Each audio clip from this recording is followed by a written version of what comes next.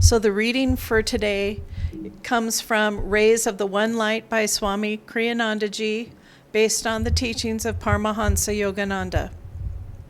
The title is, What Was the Star of Bethlehem?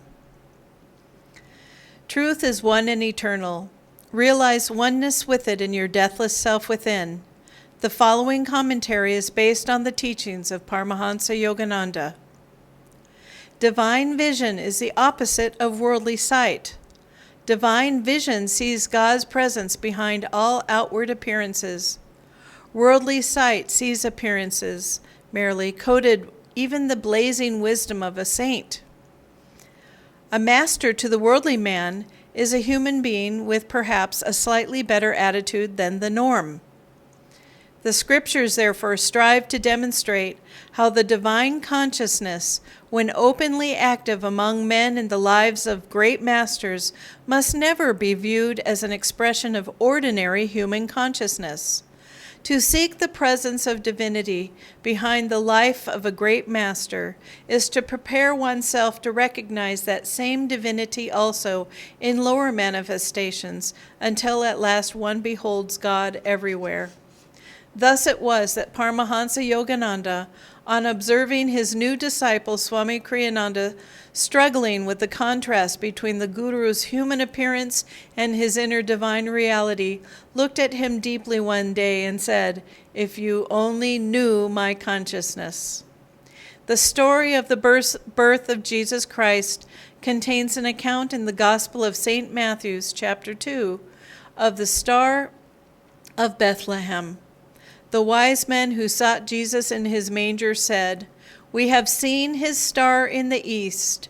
And lo, the star which they saw in the east went before them, till it came and stood over where the young child was. This account was important, for it showed all mankind that Jesus was a divine incarnation and no ordinary man, that he brought divine consciousness to earth, even though he would play a human role among human beings, and that others too, by receiving him in their hearts, would acquire power, as the Bible puts it, to become the sons of God. The scriptures enjoin us to meditate on the lives of great souls, that we may discover our own latent spiritual greatness. As the Bhagavad Gita put it in the 4th chapter, "Who knows the truth touching my births on earth, and my divine work when he quits the flesh, puts on its load no more, falls no more down to the earthly birth. To me he comes, dear Prince." Thus, through Holy Scripture, God has spoken to mankind. Om, Om, Om.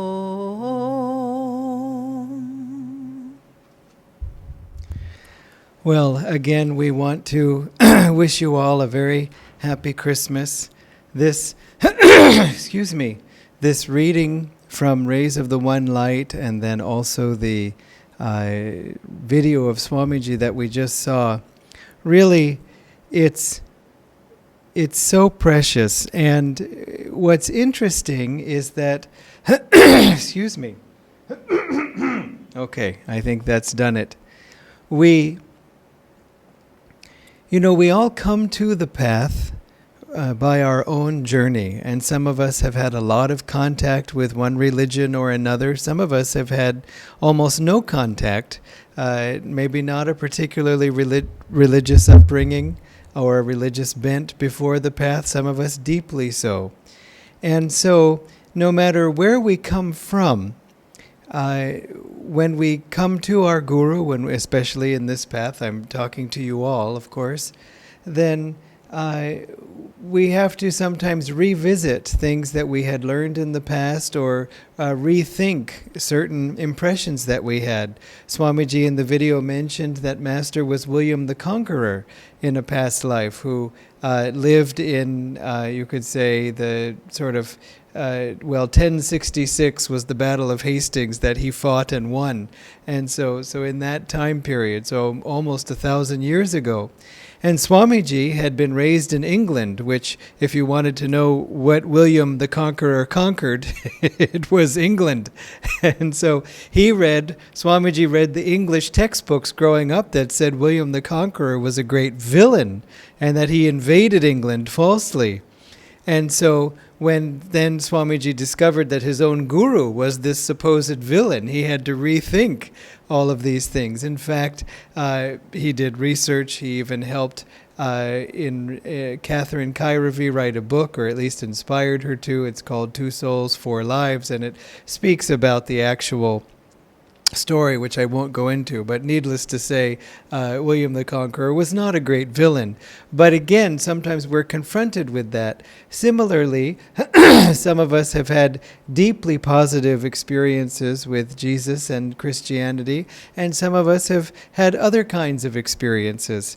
And I know for myself, I had a bit of an aversion to not only Christianity, but Jesus Christ also, only because I had been hurt by people who were claiming to speak on behalf of Christianity, and the only reason why I was hurt is they told me I was wrong. And so just by my sheer existence, unless I believed like they do. This is not an attitude limited to Christianity. It shows up in all religions, that there is a certain level of development where people are so glad, religious followers are so glad to have found their religion, but part of their celebration in finding it is then criticizing anyone else who doesn't follow it. It's natural, which is to say it is common. And as I said, it's common to all religions, some more than others, but still, it's common. And so why get excited about it? But as a result of having an unhelpful impression, then when I came to Master, there was so much of hearing Jesus and Jesus' words in the Bible that I had to kind of get over my past reactions. And remember that though Master celebrated Christmas, meaning he did celebrate Christmas deeply, and though that was a strong tradition in America, and of course of the Americans that he was with at that time, that is not why he was celebrating Christmas or why he was honoring Christ.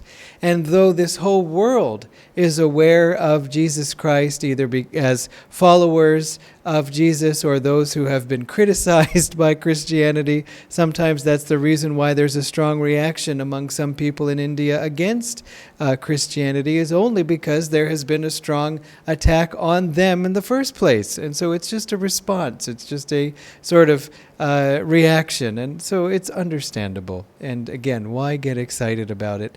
Jesus doesn't have any problem with Krishna, nor Krishna with Jesus.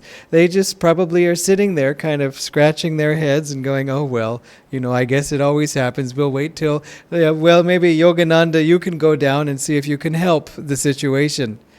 So the reason why Master honored Christ so much, one of them, reasons, is that it was Jesus himself who initiated this whole work of self-realization.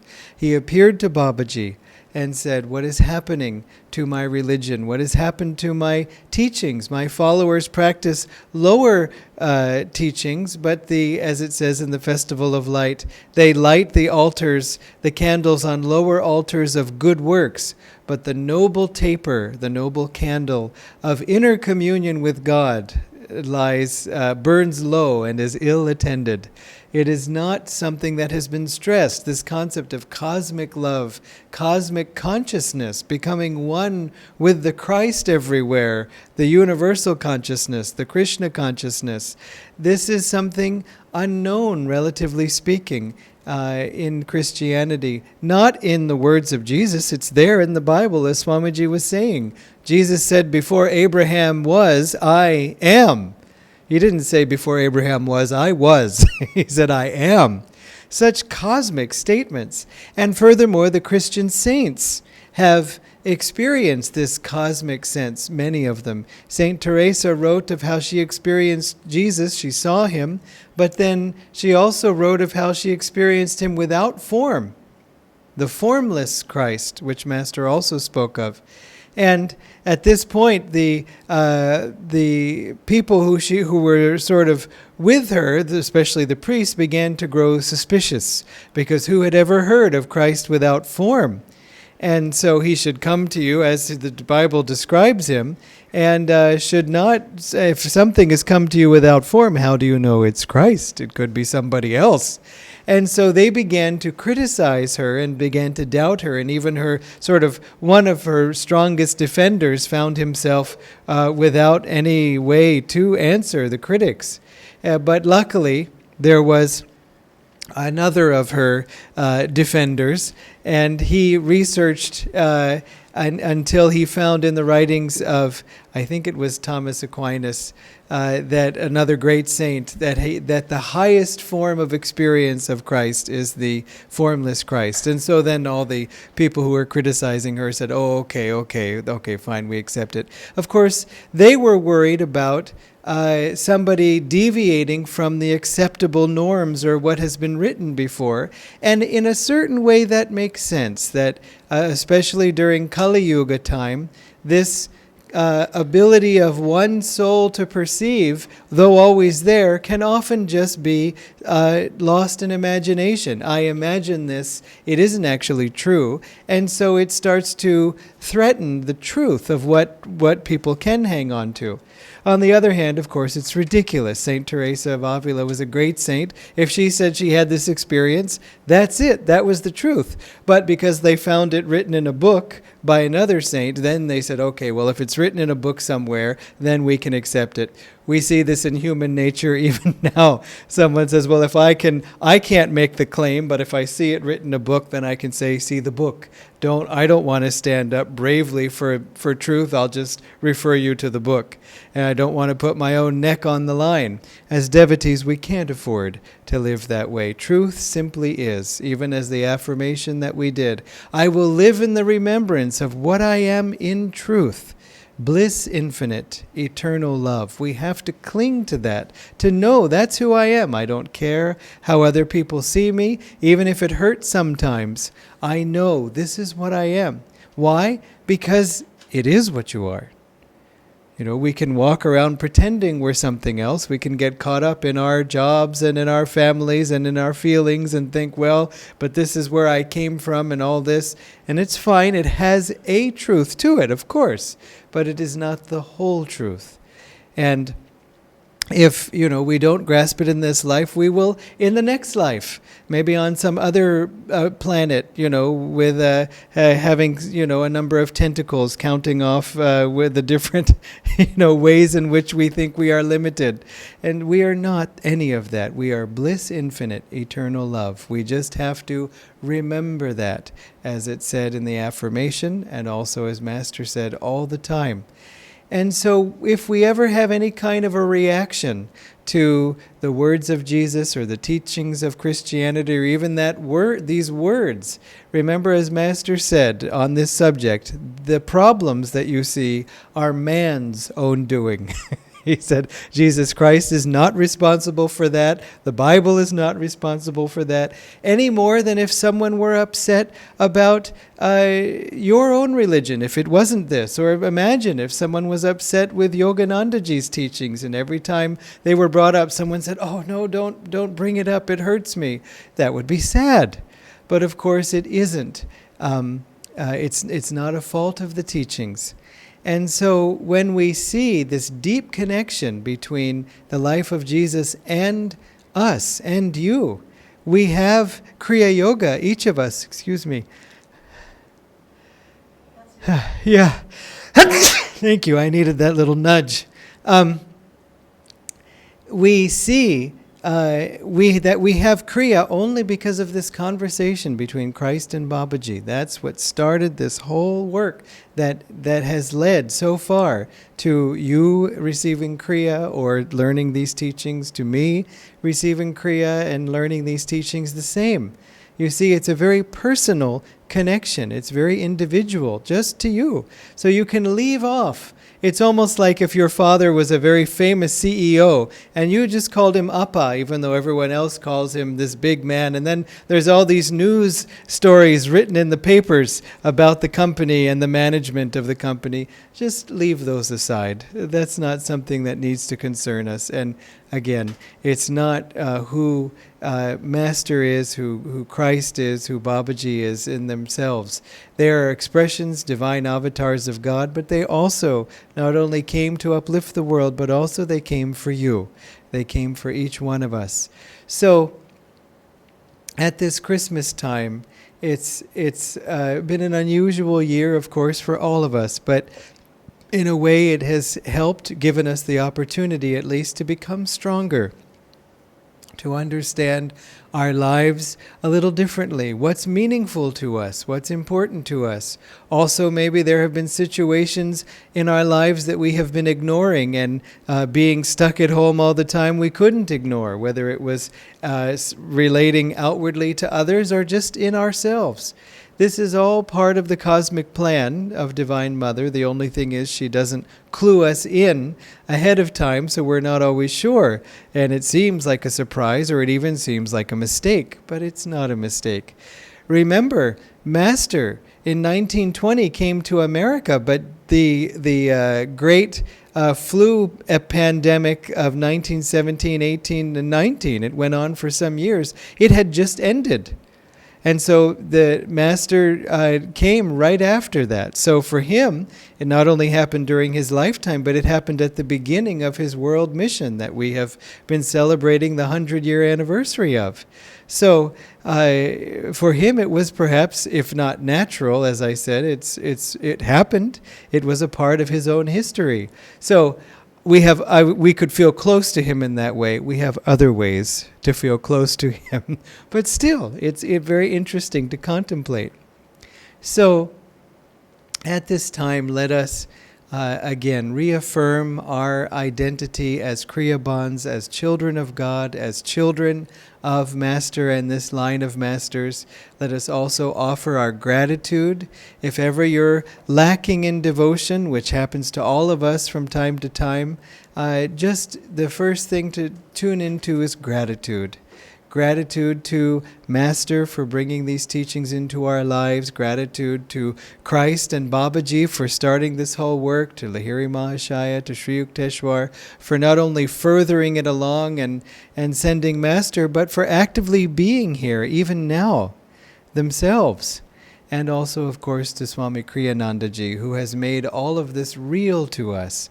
And as we just saw again in that video, the bliss that Swamiji was feeling was just so apparent. And as he said in that in his video and also in the reading, what we had was the statement that really we only see the Masters, we only see the Guru according to our own capacity.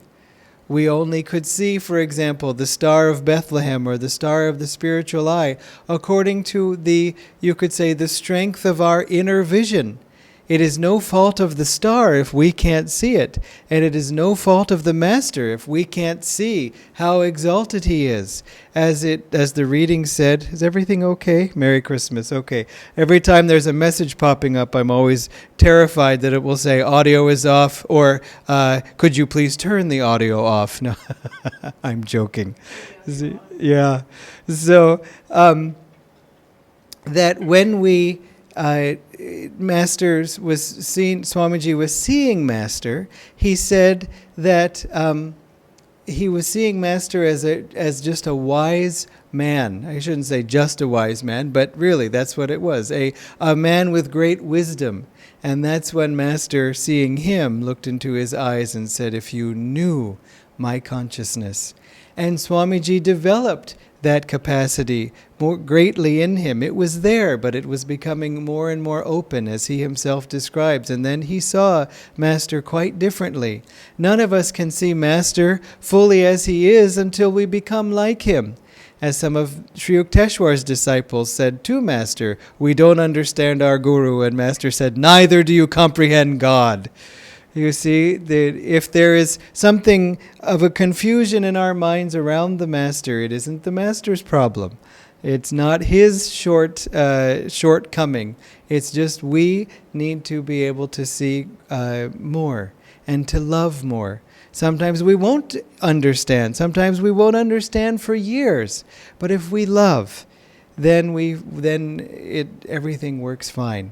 This happened in Jesus' own life too. At the end of his life, he said some very challenging things to all of his followers. "If you want to be one with me, you have to eat my body and drink my blood." The Master describes how Christ was speaking on a cosmic level, but Christ didn't bother to explain himself. And the Bible says after that, the followers said, "This is a hard teaching. Who could follow it?" And many walked with him no more. You can imagine, without explanation, who could even understand such a teaching? But Christ said to his closest disciples, "Will you also leave me?" And they said, "Lord, where could we go?" You see, they didn't say, "Yes, no, because I get it. It's like a cosmic thing. Your body is like all of space." No, they didn't say they understood anything. But they said, "Where could we go? You are for us, we are for you." And the same thing with us, with Master. If we have some confusing thing, not necessarily in his teachings, but perhaps in our lives, and we say, "Master, how could you let this happen to me?" Still, let us trust that he has guided us rightly so far. He has been with us even more than we have been with him. Let's cling to that and say, even without understanding, I love. I want understanding. But if I can't have it right now, let me have it, say, in 6 months or a year or longer. But I know that you have a strong enough track record of having been right every single time that I bet you're right this time too. And I offer my love to you based on that, based again on what you have given to me in my life. So again, happy Christmas to you all. We really miss the ability to be together physically, but we're so grateful that we can still be together. Just imagine if we couldn't be. It would really be isolation, which is kind of fun for maybe the first 3 or 4 months, but after that it gets old. And so I was joking, yeah, 3 or 4 days even. And so we can connect in this way. We can look forward to connecting more in the future, but when this whole thing is over. But let's also take advantage of this opportunity at this time of year to go deeply within ourselves and to tell God, I want you alone. God bless you.